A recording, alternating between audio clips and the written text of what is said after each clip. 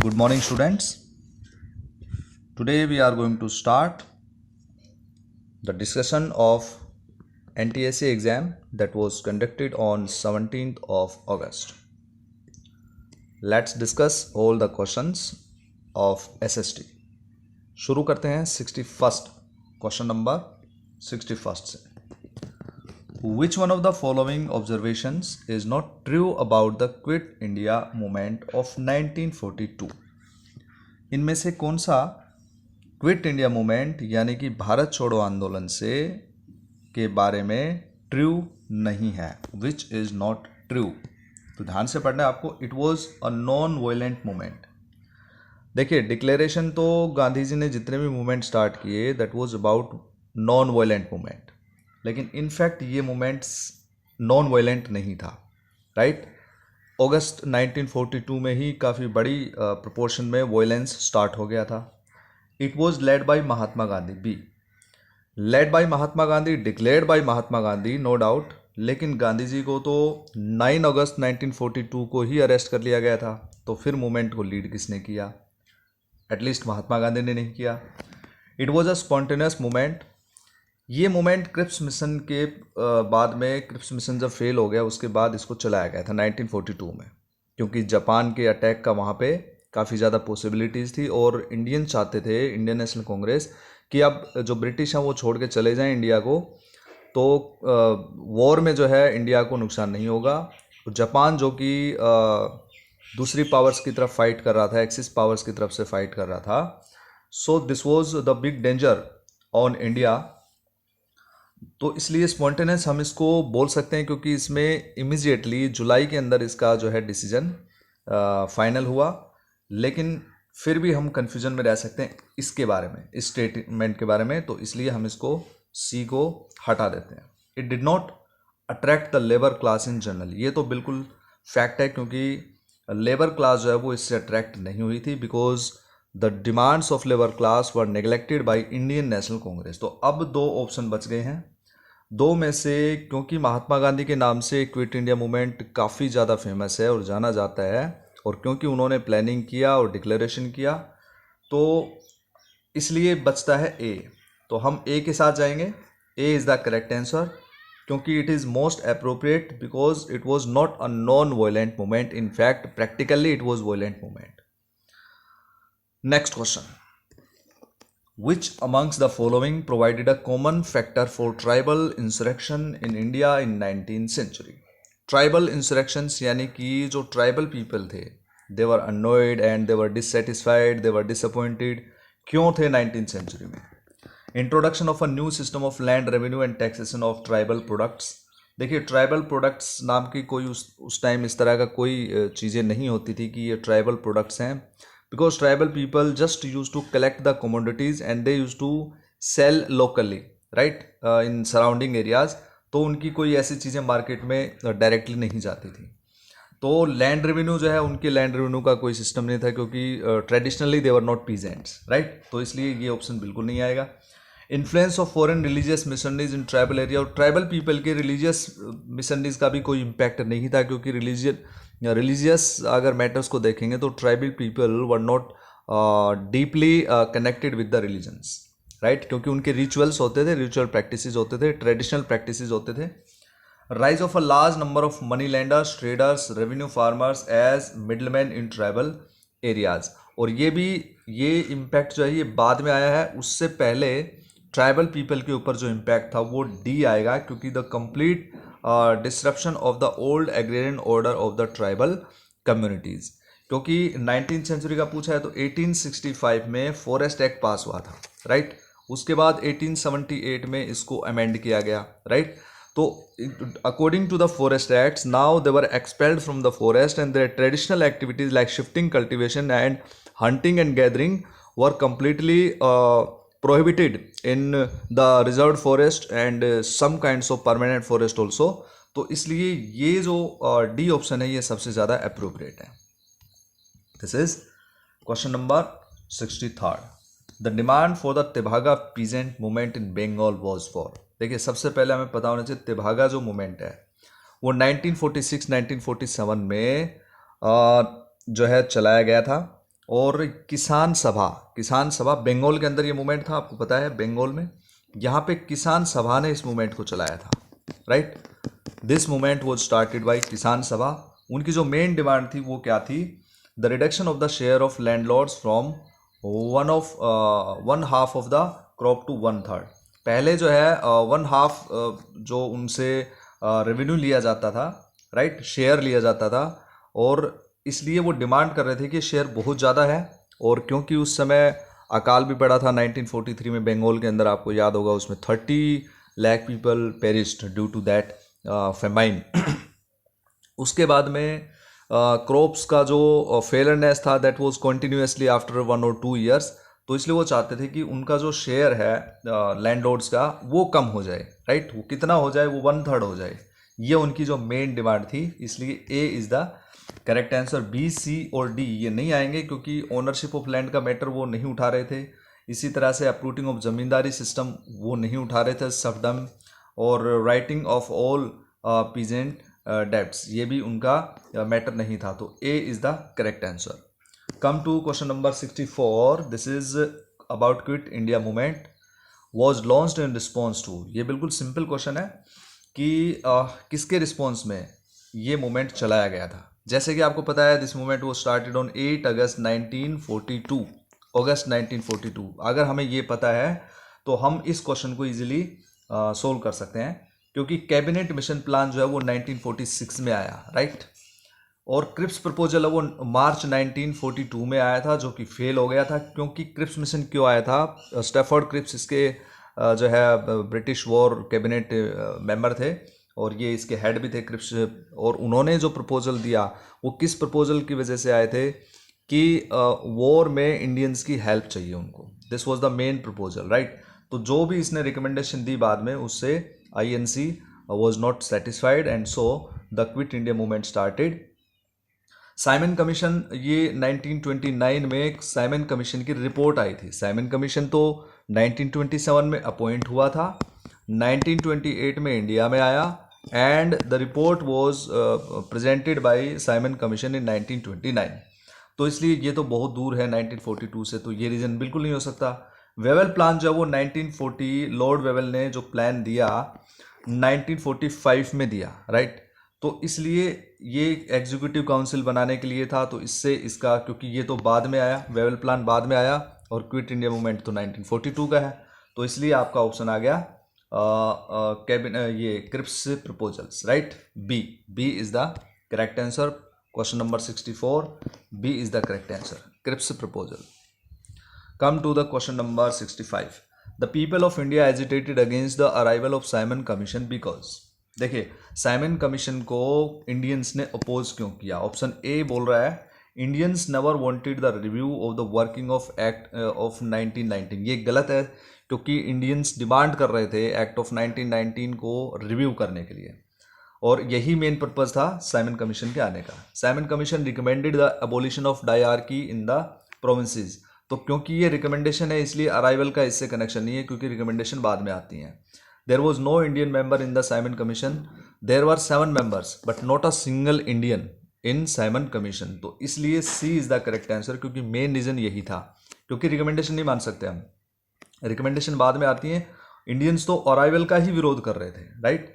The Simon commission suggested the partition of country. ये भी गलत है, क्योंकि पार्टीशन जो है वो साइमन कमीशन ने नहीं दिया था, राइट। ये बाद में माउंटबेटन प्लान आया था। क्वेश्चन नंबर 67 में आते हैं। Mahatma Gandhi said that some of his deepest convictions were reflected in a book titled। Gandhi ji कहते हैं कि उनके जो आइडियाज़ हैं वो इस बुक में उन्होंने अपने आइडियाज़ को रिफ्लेक्ट किया unto this last, and the book transformed his life. यानी कि उन्होंने इस बुक ने जो है उनकी लाइफ को पूरी तरह से ट्रांसफॉर्म कर दिया। What was the message from the book that transformed Mahatma Gandhi? क्या मैसेज था जिससे महात्मा गांधी की जो लाइफ है उसके ऊपर इम्पैक्ट आया? तो मैं आपको बता देता हूँ कि अनटू दिस लास्ट, इस बुक में महात्मा गांधी ने जो आइडिया लिया, whatever the idea got by Mahatma Gandhi, that was Sarvodaya. तो इसमें सर्वोदया से मिलती हुई जो सेंटेंस है वो हमें फाइंड करना है। Uplifting the oppressed and poor is moral responsibility of an educated man.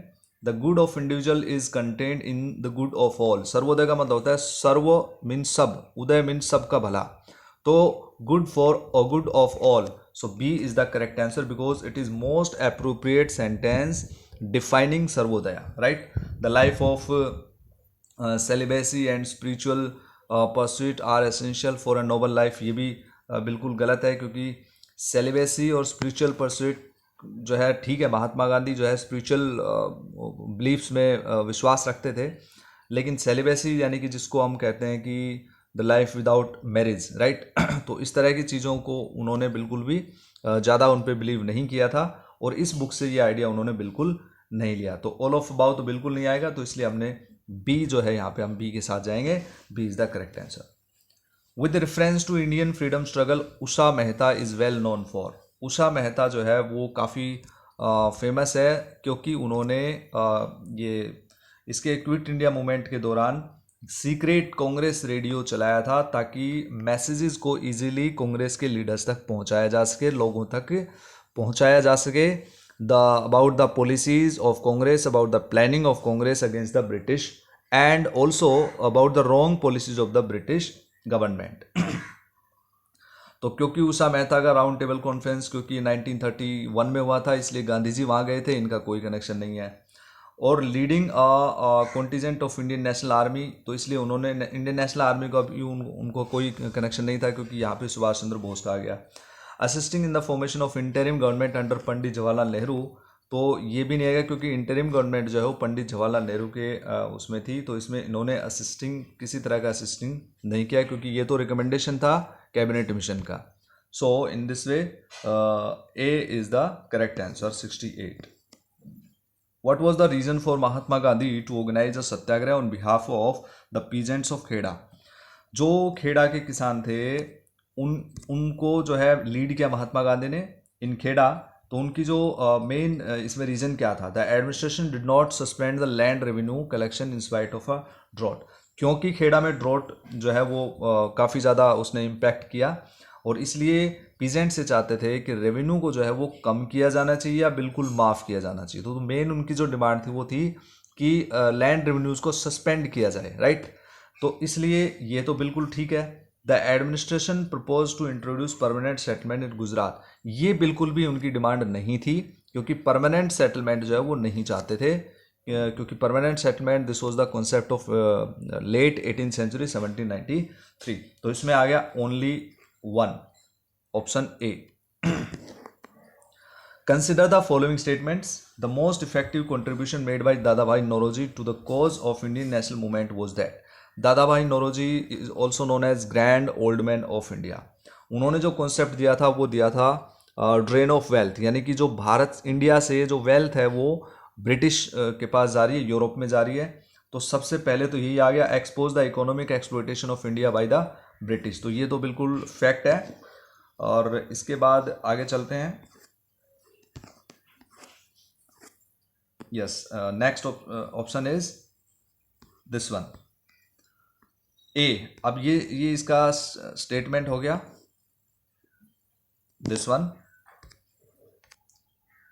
Second one is interpreted the ancient Indian text and restore the self confidence of Indians। तो self confidence of Indians का जो concept था उसको महात्मा गांधी ने काफ़ी support किया था, तो इनका यहाँ पे कोई कनेक्शन नहीं है।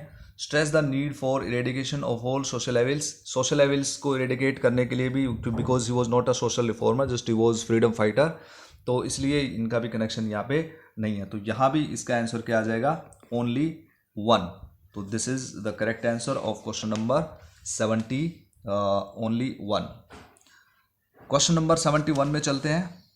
विच of the following parties were established by doctor B.R. Ambedkar. देखिए यहाँ से ध्यान से देखना हमें।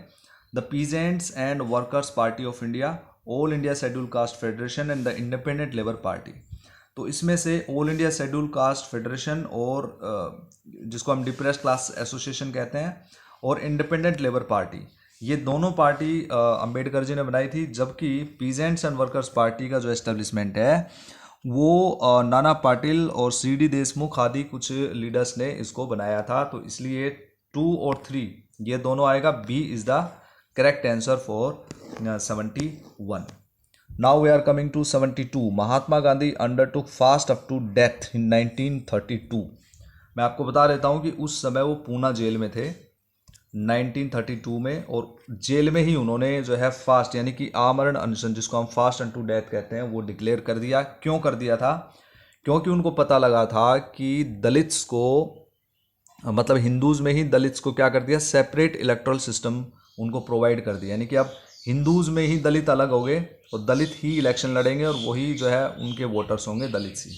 तो इसको हम कहते हैं separate electoral system for Dalits. तो ये इसलिए गांधी जी ने सोचा है कि this is the means great harm, big harm for unity of India even in Hindus also. तो ये इसमें आ जाएगा आपका option A. Round table conference fail to satisfy Indian political aspirations. इसकी वजह से उन्होंने ऐसा नहीं किया क्योंकि उन्होंने रिलॉन्च किया था मूवमेंट को, उसके बाद गांधी जी को अरेस्ट कर लिया गया था. तो ये रीज़न बिल्कुल नहीं आएगा. Congress and Muslim league had differences of opinion. ये तो कभी से ही ओपिनियन में डिफरेंस था, इसलिए ये भी रीज़न नहीं है. रेमजे मैकडोनल्ड, ये जो है वो ब्रिटिश प्राइम मिनिस्टर थे रेमजे मैकडोनल्ड, और उन्होंने कम्युनल अवार्ड जो है वो डिक्लेयर किया था. According to communal award Dalits were provided with the separate electoral system in 1932. तो ये अगस्त में डिक्लेयर हुआ था और इसलिए महात्मा गांधी ने फास्ट अप टू डेथ जो है वो डिक्लेयर कर दिया था. तो इससे C is the correct answer. Come to the question number 73. Annie Besant was, देखिए एनी बेसेंट के बारे में 3 स्टेटमेंट यहाँ पे हैं. Responsible for starting the home rule movement. ये बिल्कुल सही बात है कि उन्होंने होम रूल लीग मूवमेंट चलाने में काफ़ी इंपॉर्टेंट रोल प्ले किया था 1916 में. ठीक है. फाउंडर ऑफ थियोसॉफिकल सोसाइटी, ये बिल्कुल ठीक नहीं है क्योंकि थियोसॉफिकल सोसाइटी जो वो 1875 में मैडम ब्लावत्स्की ने बनाई थी. राइट, मैडम ब्लावत्स्की ने बनाई थी, और इसलिए एनी बेसेंट तो सिर्फ इसकी मेंबर थी, और मेंबर के भी कब बनी थी, 1889 में. आपको याद रखना है, Annie Besant became the member of Theosophical Society in 1889. And after that once the president of Indian National Congress. ये भी सही है क्योंकि इंडियन नेशनल कांग्रेस की जो है वो प्रेसिडेंट बनी थी 1917 में.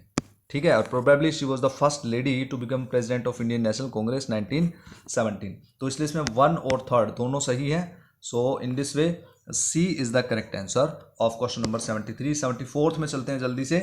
The tendency for increase litigation was visible after the introduction of land settlement system of Lord Cornwallis 1793. आपको पता है 1793 में ही परमानेंट सेटलमेंट को एस्टेब्लिश किया गया था इंडिया में, इसको लागू किया गया था.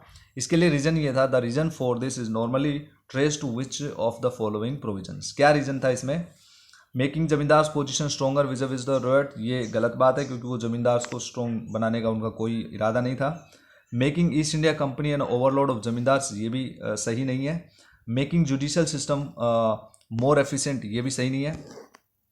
और इसके बाद आपका आता है D option, none of the above. तो इसलिए इसमें ये आ गया क्योंकि तीनों में से कोई भी सही नहीं है, तो इसमें आ गया नन ऑफ अबाउ. तो रीज़न क्या था इसका? जो मेन रीज़न था वो परमानेंट सेटलमेंट का, क्योंकि उनको रेवेन्यू जो है वो कलेक्शन में उनको आसानी चाहिए थी, तो रेवेन्यू कलेक्शन के लिए उन्होंने जो है मेनली इसको इम्प्लीमेंट किया था. Question number 75. Consider the following. Assessment of land revenue on the basis of nature of the soil and the quality of crops. Use of mobile cannons in warfare. Cultivation of tobacco and red chillies. तो इसमें आपको बताना है कि कौन सी चीज़ें English ने यहाँ पे इम्प्लीमेंट की थी. देखिए असेसमेंट ऑफ लैंड रेवेन्यू ये तो बहुत पहले की बात है, मुगल एम्पायर के टाइम पे राजा टोडरमल जो है वो थे, उन्होंने इम्प्लीमेंट किया था. यूज़ ऑफ मोबाइल कैनन से तो बहुत पहले ही इंडिया में हो चुकी थी वॉरफेयर में यूज़, तो इंग्लिश का कोई इसमें यूज़ नहीं है. Cultivation of tobacco and red chilli, ये दोनों पोर्टुगीज़ ने इंडिया में जो है स्टार्ट की थी, तो इसलिए इंग्लिश का इससे कोई लेना देना नहीं है. तो इसलिए क्वेश्चन नंबर 75 का आंसर आ गया D, none of above. None of above. Question number 75. 76 में चलते हैं. Ilbert Bill controversy was related to the. Ilbert Bill सबसे पहले आपको बता देते हैं कि 1883 में आया था. इल्बर्ट ने इसको प्रेजेंट किया था 1883 में. इसका जो मेन जो कॉन्सेप्ट था दैट वॉज मीन्स इंडियन जजेस were allowed to hear the cases against the European criminals. तो इसमें देखें कौन से सेंटेंस जो है उससे रिलेटेड होता है. Imposition restriction the Indian of certain to carry arms by Indians, ये तो 1878 में पास हुआ था, आर्म्स एक्ट वाला. Imposition of restrictions of newspaper and magazines publish in Indian languages, ये 1878 में वर्नाकुलर एक्ट था जो पास हुआ था, उससे रिलेटेड सेंटेंस है. रिमूवल ऑफ डिस्क्वालिफिकेशन इम्पोज, हाँ यस, ये डिस्क्वालिफिकेशन है। जो इंडियन जजेस पहले यूरोपियन के अगेंस्ट केस नहीं सुन सकते थे उसको हटाया गया था इसके अगेंस्ट, इसके अकॉर्डिंग, और ट्रायल जो है यूरोपियंस के अगेंस्ट सुनने का उनको राइट मिला था। C is the correct answer. 77 में है with reference to the period of colonial rule in India home charges. ये जो होम चार्जेस थे, मतलब जो पैसा इंडिया में उन्होंने कलेक्ट किया और उसको उन्होंने इंडिया में किस चीज़ के लिए खर्च किया था, formed an important part of drain of wealth from India, which of the following funds constituted home charges. तो होम चार्जेस में जो थे वो कौन कौन से फंड्स थे ये आपको मैं बता देता हूँ। इसमें funds use to support India office in London, ये इसमें सही स्टेटमेंट है। और दूसरा इसका आता है फंड्स यूज टू पे salaries and pensions of British personal engaged in India, funds used for waging Wars outside India by the British. तो इससे उनका कोई कनेक्शन नहीं था, तो इसलिए 1 और 2 जो है ये करेक्ट है। B is the correct answer of this question. Come to the question number 78, which of the following statements are correct regarding Brahmo Samaj. देखिए ब्रह्म समाज के बारे में आपको पता होगा 1828 में राजा राम मोहन राय ने इसकी एस्टेब्लिशमेंट की थी ब्रह्म समाज ने। इसका मेन क्या था कि जो कंजर्वेटिव हिंदूज हैं उनके जो ट्रेडिशनल आइडियाज़ हैं उनके अगेंस्ट इस समाज को बनाया गया, for the renaissance and for the awareness among the people. तो इसके मेन जो है जो कॉन्सेप्ट कौन सा था इसमें ये बताना है, कौन सा करेक्ट है उसके बारे में। 1 2 3, इट अपोज आइडोलेटरी, मूर्ति पूजा का उन्होंने बिल्कुल विरोध किया था, बिल्कुल सही बात है। इसके बाद आता है it denied the need for a priestly class, यानी कि जो मंदिरों में पुजारी होते हैं रिलीजियस, इसमें इंटरप्रेटिंग द रिलीजियस टेक्स्ट, यानी कि उनको इंटरप्रेट करने के लिए उनकी कोई ज़रूरत नहीं है क्योंकि educated man can easily read the religious text. तो ये दोनों सही हैं। तीसरे पे चलते हैं, it popularize the doctrine that the Vedas are infallible. देखो वेदास के बारे में जो है वो स्वामी दयानंद सरस्वती ने बताया था, और Arya Samaj belong to Vedas not ब्रह्म समाज। तो 1 और 2 कौन से ऑप्शन में है, 1 और 2 वही आपका करेक्ट आंसर आएगा। तो इसमें 1 और 2 में चलते हैं, एक बार कौन से ऑप्शन में है देखते हैं। 1 और 2 बी ऑप्शन में है, तो इसलिए B is the correct answer for 78। अब चलते हैं 79 की तरफ। With reference to the period of Indian freedom struggle, which of the following was recommended by Nehru Report? Nehru report 1929 में आई थी और मोतीलाल नेहरू और 8 अदर लीडर्स ने इसको बनाया था। तो 9 लीडर्स टोटल हो गए थे। तो कंप्लीट इंडिपेंडेंस फॉर इंडिया ये इसमें इसके बारे में बिल्कुल सही नहीं है, क्योंकि ये है 1929 का लाहौर सेशन, उसमें इसको पास किया गया था। Joint electorates for reservation of seats for minorities, जो दलित्स थे या माइनॉरिटीज जो भी थी उनके लिए जॉइंट इलेक्टोरल सिस्टम था, तो ये बिल्कुल सही स्टेटमेंट है, ये इन्होंने इसमें रिपोर्ट में कहा था। Provision of fundamental rights for the people of India in the constitution, constitution की बात भी इसमें की गई थी और इसलिए कॉन्स्टिट्यूशन में इक्वल राइट्स की बात की गई थी, जिसको हम फंडामेंटल राइट्स भी कहते हैं। तो 2 और 3 B option is the correct, 2 and 3। और अब लेते हैं आज के वीडियो का last question. What was the purpose with which Sir William Wedenberg and W.S. Cain had set up the Indian Parliamentary Committee in 1893? 1893 में जो ये पार्लियामेंट्री कमेटी बनी थी, इसका मेन जो है वो पर्पज़ क्या था? To agitate for Indian political reforms in House of Commons. ये बिल्कुल सही है, क्योंकि हाउस ऑफ कॉमन्स में इसके अंदर काफ़ी ज़्यादा सुधार किए जाने थे इंडियंस के लिए, तो इसलिए ये ए जो है वो करेक्ट आंसर है। क्योंकि कैंपेन उन्होंने entry of Indians into imperial judiciary इसके लिए नहीं किया था। और नेक्स्ट भी नहीं आएगा, facilitate discussion of India's independence in British parliament, ठीक है, ये 1940 के बाद का कॉन्सेप्ट आता है। और to agitate for the entry of eminent Indians into British parliament, ये भी इसके अंदर बिल्कुल नहीं था। तो इन तीनों में से कोई नहीं है, A is the correct answer. So dear students, I hope that you understood all the MCQs. If you have any doubt you can send the message to me on WhatsApp, or you can write in the comment box. Thank you. Have a nice day.